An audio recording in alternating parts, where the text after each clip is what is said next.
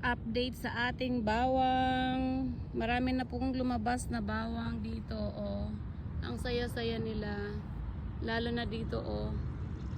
Tapos yung ating talong, lumaki na rin kahit pa paano. Malaki na siya. Sana mamunga na to. Kailangan nga lang nito ng abono, pang spray. Para may insecticide. Pero maghanap tayo ng organic.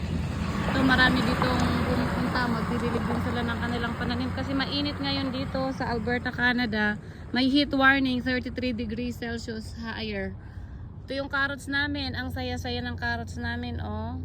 At may langgam na pula. Hindi manok na pula, langgam na pula. Oh, ang saya na ng carrots natin. Yung uulit natin ditong carrots, pinapatubo pa namin. Tapos itong ating ang